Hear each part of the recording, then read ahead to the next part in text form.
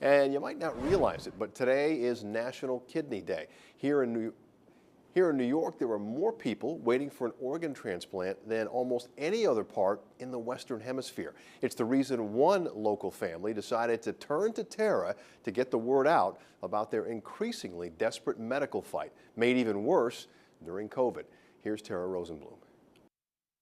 I started a campaign, was hoping you'd be able to take a flyer. Matt Leitner is a doting only child. It'd be awesome if you could take one.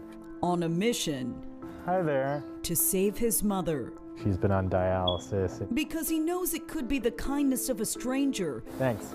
That ultimately saves her life. What's her name? Yeah, Sue Leitner. It's been 2 years now since a rare disease sent his mom's kidney into failure. A dialysis machine now keeps the 63-year-old alive. It's painful. 3 hours, 3 days a week.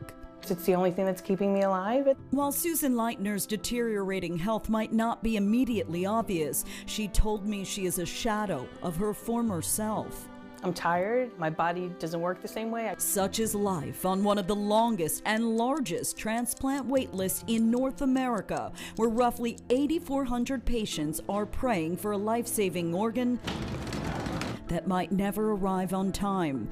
It's not uncommon for a New Yorker to wait 5 years or longer. Is our organ donation system broken? The Turn to Tara team spent nearly 2 years digging deeper into the crisis that claims roughly 500 local lives each year. We heard from dozens of patients, like Tara McKeegan of Pearl River. We still had a mortgage payment, but then I also had to pay rent down in North Carolina. It was either leave New York to join another wait list, she told us, I wasn't moving up on the list, or die. I was potentially one infection away from going to the other side. Much to her shock, she was back home in Rockland County within 2 months with 2 new lungs. My breathing it's effortless now. Our plan was to share her story and our data in early 2020, but then our report got put on hold when another race to save lives took on new urgency. It's a very serious situation. And brought the transplant world to a near standstill. The entire healthcare system has been overwhelmed.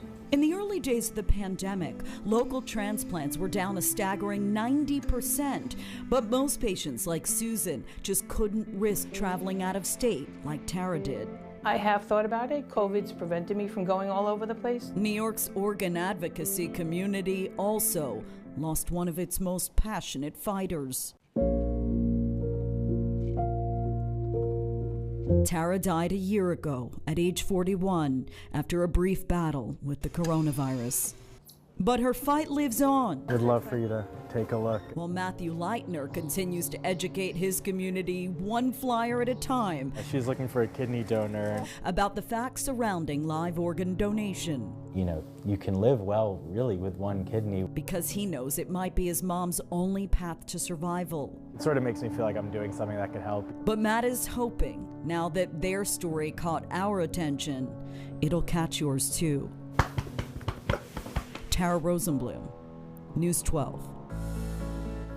Well, nationwide, there are more than 106,000 patients waiting for an organ. About 8,500 of them live in New York. New Jersey has more than 2,600 candidates, and Connecticut under 1,200. If you want to learn more about how to become a live donor for Susan or anyone else, you can head to our website, news12.com, and click on the Features tab. That's where you'll find the Turn to Tara section and a list of resources.